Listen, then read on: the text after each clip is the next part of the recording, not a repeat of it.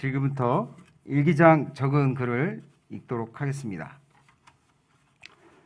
2020년 12월 26일부터 2021년 1월 9일에 15일간의 종교의 일기장.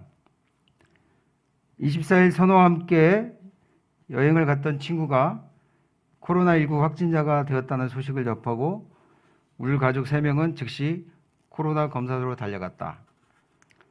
이후 노심초사하면서 1시간을 보내고 25일이 되었다.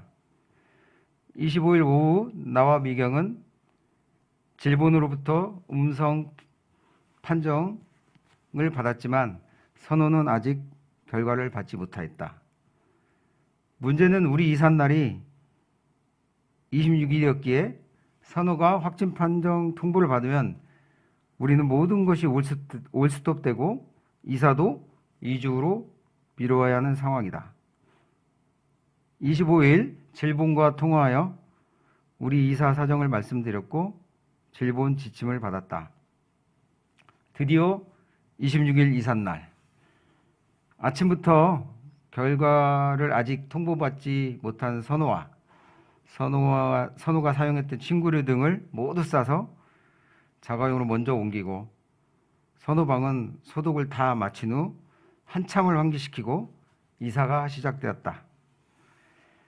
이삿짐을 모두 빼내어 새로운 집으로 짐을 옮기던 13시경 질본으로부터 선호는 확진자라는 통보를 받았다.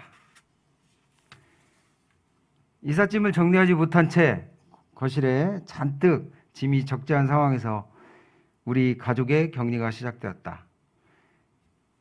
방이 3개여서 각자 방에서 별거의 생활을 시작하게 된 거다. 서로 스쳐 지나가도 안 되기에 시간을 빗나가게 욕실을 이용하고 꼭 대화해야 한다면 전화로 해야 하는 현실. 정말 참혹스럽고 괴로웠다. 속상한 마음을 표현할 시간조차 없었던 바쁜 하루를 보냈기에 밤이 되어서야 속상함에 한숨이 나왔다. 하지만 다시 생각해보니 우리 가정 이사를 할 수 있도록 인도하신 하나님의 은혜라는 생각이 들었다. 확진 판결이 보통 하루면 결과가 나오는 그때 상황인데 선호는 왜 확진 결과가 이틀이 소요되었을까? 무척 드라마틱한 타이밍을 하나님이 완성해 주셨다는 생각이 들었다. 조용히 묵상하면 할수록 주님의 세밀한 개입하심에 감사가 넘쳤다. 나는 선호와 밀착 생활을 하고 음식도 같이 나누어 먹었기 때문에 처음 검사가 음성이었어도 14일 이내에 확진될 수 있는 상황이었고 우리 송목녀는 기저질환자 고위험군이었기에 서로 조심할 수밖에 없는 상황이었다. 그러기에 우리 가족은 철저한 방역 속에 창살 없는 감방 생활을 하기 시작했다. 모든 소통은 전화로, 식사는 일회용 용기에 각자 따로, 음식을 남기면 바로 음식물 쓰레기에 버리면 안 되기에 음식물 쓰레기는 냉동 보관을 해야만 했고 냉동 보관을 최소화하기에 꺼낸 음식은 모두 해치웠다. 반찬은 일식이찬, 저절로 다이어트가 되었다. 이사 다음 날이 주일이어서 각자 방에서 예배드리고 이제 울 부부가 어떻게 남은 13일을 견뎌야 할지 전화로 논의하기 시작했다. 일이 이렇게 되어서 더 좋은 점은 무엇이지? 일이 이렇게 되지 않았더라면 누릴 수 없는 유익은 무엇이지? 이 상황 속에서 나는 어떻게 하나님의 사람답게 반응하지?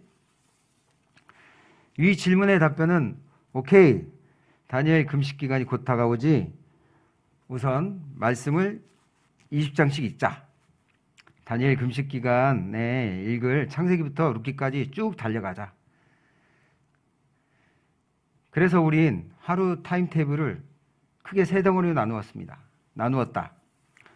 오전은 말씀 묵상, 오후는 이삿짐 정리, 밤에는 20장 읽은 말씀을 한 장씩 서로 쉐어링. 이렇게 계획하고 28일 월요일 아침 격리 3일째를 맞이했다. 타임테이블대로 은혜롭게 말씀 읽고 오후에 집 정리, 밤에 말씀 쉐어링. 29일 격리 4일째, 어제와 동일하게 잘 보내는 듯 했으나 나에게는 마음속 깊은 곳에 불편함이 가득했다. 외향적인 내가 집안에서만 남은 11일 더 살아야 한다는 사실과 너무 철저한 방역 준수를 요구하고 있는 송목녀에 대한 불만이 그것이다. 마스크 3개로 입을 막고 늦은 밤에 집 밖에 쓰레기 버리러 못 나가게 하는 융통성 없는 목녀에 대한 불편함이 나를 짓누르고 있었다. 격리 소식을 들은 지인은 고생한다고 격력차원 안부 연락이 온다. 전화 오면 공통된 질문. 너무 힘들 텐데 어때? 나는 어김없이 하는 공통대답. 미치겠어. 이런 나의 표현은 격려 차원으로 전화하고 있는 이에게 하기보다는 궁극적으로 송목녀에게 하는 말이었던 것이다. 아내야, 좀 적당히 하자.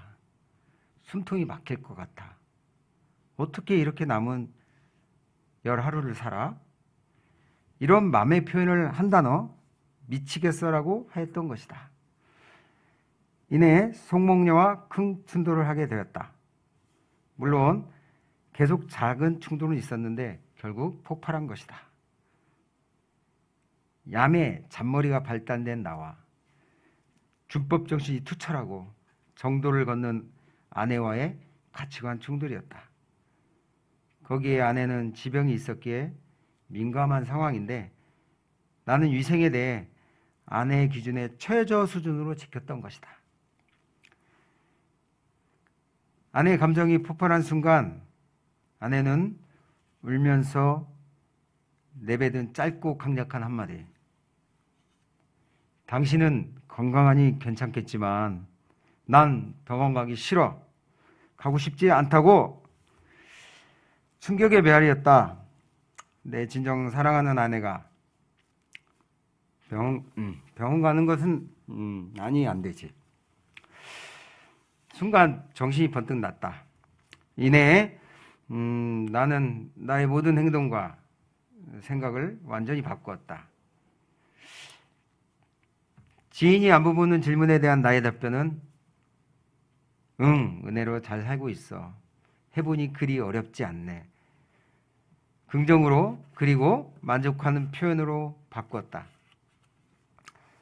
일회용 쓰레기는 거실에 산처럼 쌓여가도 냉동고에 음식물 찌꺼기가 쌓여가도 거실에 정리되지 않은 많은 이삿짐이 해결되지 않아도 우린 문제를 문제로 보지 않았다. 말씀을 더 꼼꼼하게 묵상하게 되었고 한 장 한 장 하는 전화 쉐어링도 은혜의 충만 속에 하게 되었다.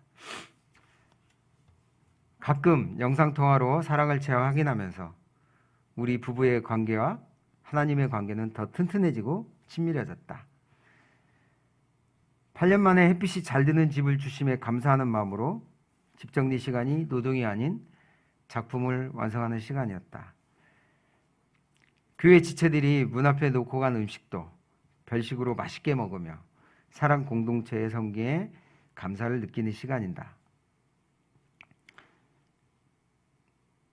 모두가 정말로 음식만 놓고 멀리 사라져서 전화로 먹을 거 놓고 간다고 하더라고요. 아마 저희가 좀 무서웠을 겁니다.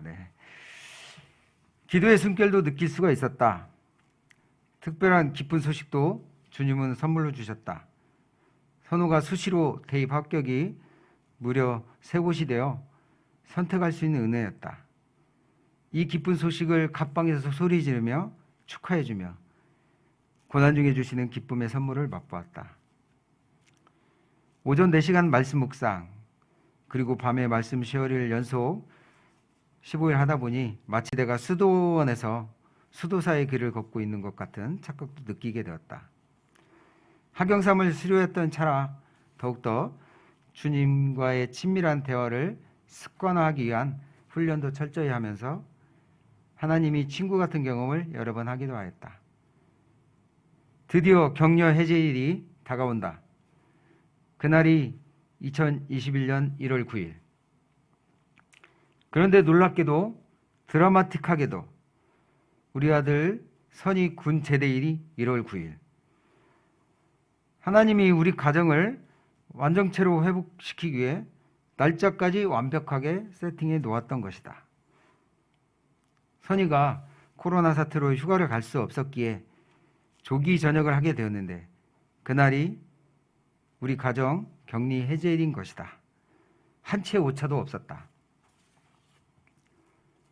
어찌 우연이라고 할 수 있을까? 하나님이 가장 아름답게 가족 만남일을 세팅해 놓으셨다. 내 인생에 또렷하게 주님의 은혜와 사랑, 행복을 선물로 주시는 주님, 내 주위에서 살아계셔 개별적으로, 실제적으로 사랑을 표현해 주신 주님, 정말 감사합니다.